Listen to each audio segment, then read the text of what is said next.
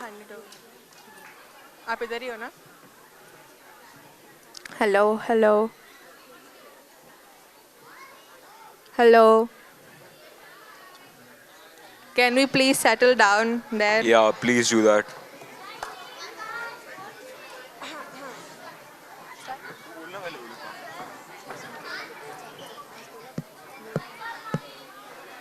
There was an amazing performance by grade 7. Can we? Yeah.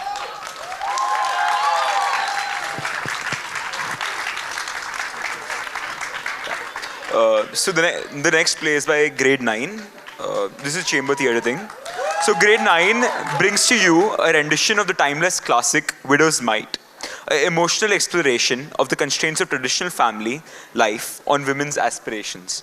In this powerful play, we shed light on the struggles faced by women as they strive to break free from the societal expectations and pursue their own dreams. Widow's Might not only resonates with the challenges of the past, but also serves as a reminder of the ongoing fight for gender equality in our modern world. So without delay, let's welcome grade 9.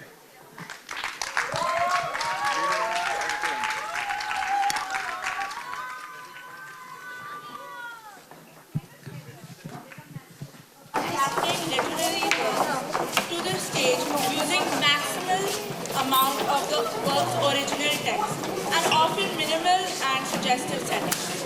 It involves working with the script on the stage where the actors use voice modulation to enliven the story.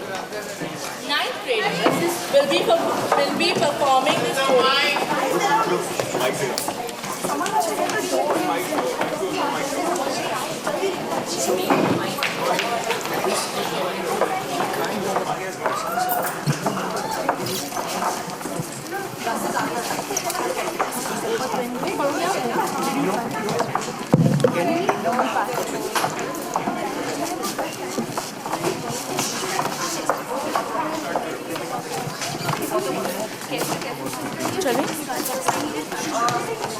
Chamber theatre is a method of adapting literary works to the stage using maximal amount of the work's original text and often minimal and suggestive settings. It involves working with the script on stage where the actors use voice modulation to enliven the story. The ninth graders will be performing The Widow's Might in a chamber theatre format. All the best, guys. James had come on to the funeral, but his wife had not. She could not leave the children. That is what he said. She never was willing to leave New York except for Europe or for summer vacations. And a trip to Denver in November. To attend a funeral. Was not a possibility to her mind. Ellen and Adelaide were both there. They felt it a duty. But neither of their husbands had come. Mr. Jennings could not leave his classes in Cambridge. And Mr. Oswald could not leave his business in Pittsburgh. The last services were over. The lawyer was coming at 4 to read the will. It is only a formality. There can't be much left, said James. No, agreed Adelaide. I suppose not. A long illness eats up everything. Her husband had come to Colorado for his lungs years before and was still delicate. Well, what are we going to do with mother? Why, of course, we could take her. It would depend a good deal on how much property there is. I mean, on where she'd want to go. Edward's salary is more than needed now. Ellen's mental processes seemed a little mixed. She can come to me if she prefers, of course. But I don't think it would be very pleasant for her. Mother never did like Pittsburgh. Let me see. How old is mother? Oh, she's all of 50. And much broken, I think. It's been a long strain, you know. I should think you could make her more comfortable than either of us, James, with your big house. I think a woman is always happier living with a son than with a daughter's husband. That's often true, her brother admitted. But it depends. He stopped, and the sisters exchanged glances. They knew upon what it depended. Perhaps if she stayed with me, you could help some. Of course, I could do that. She might visit between you, take turns, and I could pay her board. About how much ought it to amount to? We might as well arrange everything now. Things cost awfully in these days. Ellen said, with a crisscross of fine wrinkles showing on her forehead. But of course, it would be only just what it costs. I shouldn't want to make anything. It's work and care, Ellen. You need all your strength with those sickly children and Edward on your hands. When she comes to me, there need be no expenses, James, except for clothes. I have room enough, and Mr. Oswald will never notice the change in the house bills. But he does hate to pay out money for clothes. Mother must be provided for properly. How much ought it to cost a year for clothes? You know what your wife's cost. Oh no, that's no criterion. Maud is in society, you see. Mother wouldn't dream of having so much. James looked at her gratefully. Board and clothes, all told. What should you say, Ellen? Ellen scrabbled in her small black handbag for a piece of paper. And found none. James handed her an envelope and a fountain pen. Food. Just plain food materials cost all of $4 a week now for one person. And heat and light and extra service, I should say $6 would be the least, James. And clothes and care fare and small expenses, I would say, well, $300. That would make over 600 a year. How about Oswald sharing that, Adelaide? Adelaide flushed. I do not think he would be willing, James. Of course, if it were absolutely necessary. He has money enough, said her brother. Yes, but he never seems to have any outside of his business. And he has his own parents to carry now. No, I can give her a home, but that's all. You see, you'd have none of the care and trouble, James. We, the girls, are each willing to have her with us, while perhaps Maud wouldn't care to. But if you could just pay the money... Maybe there's some left after all. And this place ought to sell for something. This place was a piece of rolling land within 10 miles of Denver. It had a bit of river bottom and ran up towards the foothills. From the house, the view ran north and south along the precipitous ranks of the Big Rockies to westward. There ought to be at least $6,000 or $8,000 from it, I should say. Speaking of clothes, I see Mother didn't get any new black. She's worn it as long as I can remember. Mother's a long time. I wonder if she wants anything. I'll go up and see. No. She said she wanted to be let alone and rest. She said she'd be down by the time Mr. Franklin got here. She's bearing it pretty well. Ellen suggested. After a little silence, it's not like a broken heart. Of course, Father meant well. He was a man who always did his duty. But none of us seem to love him very much. He's dead and buried. We can at least respect his memory. We've hardly seen Mother under that black veil. It must have aged her, this long nursing. She had help towards the last, man nurse. Yes, but a long illness is an awful strain. And Mother never was good at nursing. She has surely done her duty. And now she's entitled to a rest. I wonder how soon we can close affairs here and get rid of this place. There might be enough in it to give her almost a living, properly invested. Ellen looked out across the dusty stretches of land. How I did hate to live here. So did I. So did I. And they all smiled rather grimly. We don't, any of us, seem to be very affectionate about mother. I don't know why it is. We never were an affectionate family, I guess. Nobody could be affectionate with father. And poor mother, she's had an awful life. Mother has always done her duty. And so did father, as he saw it. Now we'll do ours. Ah, here comes a lawyer. I'll go up and call mother. She ran quickly upstairs and tapped at her mother's door. Mother, oh mother, Mr. Franklin's come. I know it. Tell him to go ahead and read the will. I know what's in it. I'll be down in a few minutes. Ellen went slowly back downstairs, with the fine crisscross of wrinkles showing on her pale forehead again, and delivered her mother's message. Mr. Franklin spoke up briskly. Quite natural, of course, under the circumstances. Sorry, I could not get to the funeral. A case on this morning.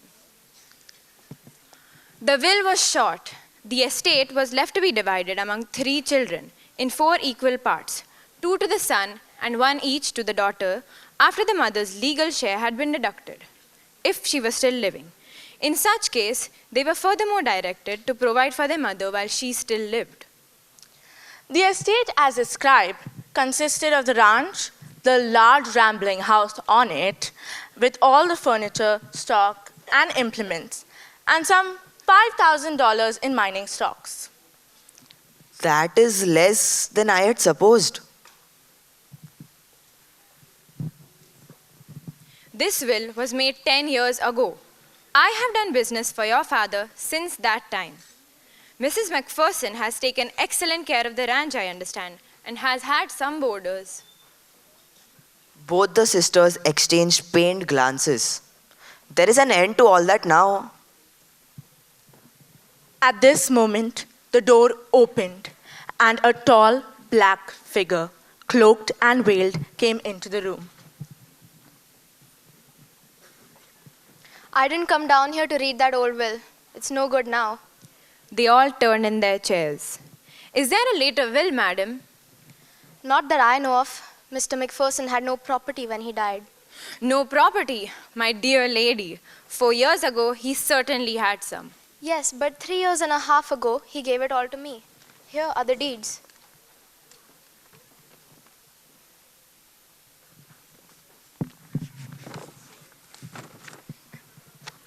There they were, in very truth, formal and correct, and quite simple and clear. 4 deeds. James R. McPherson Sr. had assuredly given all his property to his wife. You remember that was the panic year. There was some pressure from Mr. McPherson's creditors. He thought it would be safer so. Why, yes, I do remember now his advising with me about it, but I thought the step unnecessary. James cleared his throat. Well, mother, this does complicate matters a little. We were hoping that we could settle up all the business this afternoon. With Mr. Franklin's help and take you back with us. We can't be spared any longer, you see, mother. Can't you deed it back again, mother, to James or to all of us so that we can get away? Why should I? Now, mother, we know how badly you feel. You are nervous and tired. But I told you when I got here that we have to take you back with us. You know you've been packing. Yes, I've been packing. I dare say it was safer to have the property in your name. But now, I feel it would be the simplest way for you to make it over to me in a lump, and I will see that father's wishes are sent to the letter. Your father is dead. Yes, mother, we know. We know how you feel. I am alive. Dear mother, it's very trying to talk business to you at such a time. We all realize it. And the business has to be settled. It is settled. Perhaps Mr. Franklin can make it clear to you. I do not doubt that your mother understands perfectly. I have always found her a woman of remarkable intelligence. Thank you, Mr. Franklin. Possibly you may be able to make my children understand that this property, such as it is mine now. Why, assuredly, Mrs. Macpherson. We all see that, but we assume, as a matter of course, that you will consider Mr. Macpherson's wishes in regard to the disposition of the estate. I have considered Mr. Macpherson's wishes for 30 years. Now I'll consider mine. I have done my duty since the day I married him. It is 1100 days today. But madam, your children... I have no children, Mr. Franklin. I have 2 daughters and a son. These grown people here, grown up, married, having children of their own, they were my children. I did my duty by them, and they did their duty by me. But they don't have to anymore. I'm tired of duty. The little group of listeners looked up, startled. You don't know how things have been going on here, but I'll tell you now.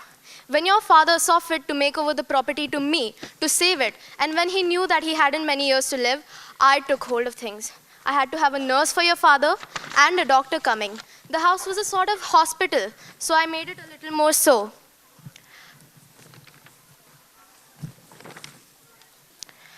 I had half a dozen patients and nurses here and made money by it.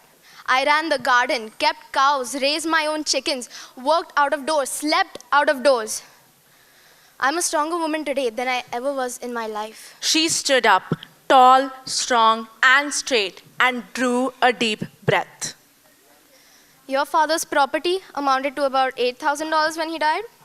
That would be $4,000 to James and $2,000 to each of the girls. That I'm willing to give you now, each of you. But if my daughters will take my advice, they'd better let me send them the yearly income in cash to spend as they like. It is good for a woman to have some money of her own. I think you're right, mother. Yes, indeed. Don't you need it yourself, mother? No, James, I shall keep the ranch, you see. I have good, reliable help. I've made $2,000 a year off of it, and now I've rented it for that to a doctor friend of mine. Woman doctor, I think you've done remarkably well, Mrs. Macpherson. Wonderfully well. said Mr. Franklin.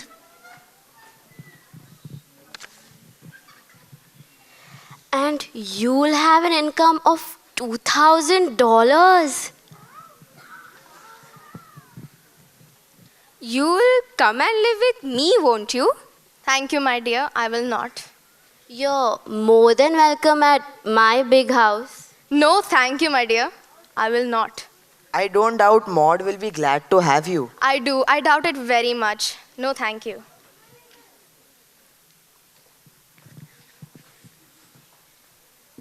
But what are you going to do? I'm going to do what I never did before. I'm going to live. With a firm, swift step, the tall figure moved to the windows and pulled up the lowered shades. The brilliant Colorado sunshine poured into the room. She threw off the long black veil. That's borrowed. I didn't want to hurt your feelings at the funeral. She unbuttoned the long black cloak and dropped it at her feet. Standing there in full sunlight. Continue.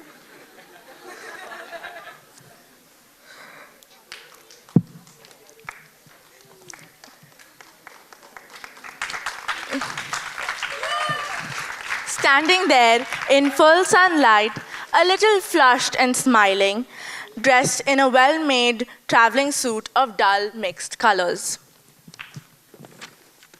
If you want to know my plans, I'll tell you. I've got $6,000 of my own. $1,000 I've put in a savings bank to bring me back from anywhere on earth and to put me in an old lady's home if it is necessary. Here's an agreement with a cremation company. They'll have me duly expurgated, or they don't get the money. But I've got $5,000 to play with, and I'm gonna play. Her daughters look shocked. Why, mother? At your age. I knew you wouldn't any of you understand, but it doesn't matter anymore. 30 years I've given you, you and your father. Now I'll have 30 years of my own. Are you sure you're well, mother? Her mother laughed outright. Well, really well, never was better. Have been doing business up to today, good medical testimony at that. No question of my sanity, my dears. I want you to grasp the fact That your mother is a real person with some interests of her own and half a lifetime yet. The first 20 didn't count for much. I was growing up and couldn't help myself. The last 30 have been hard. You all know it. But now I'm free. Where do you mean to go, mother? She looked around the little circle with a serene air of decision and replied, To New Zealand. I've always wanted to go there. Now I'm going. And to Australia, and Tasmania, and Madagascar, and Terra del Fuego. I shall be gone sometime. They separated that night. 3 going east. And 1 west.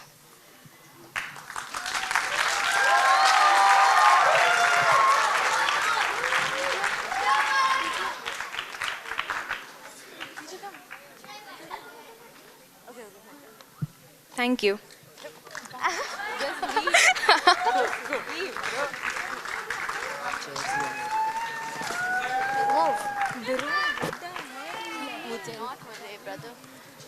Hello. Mike.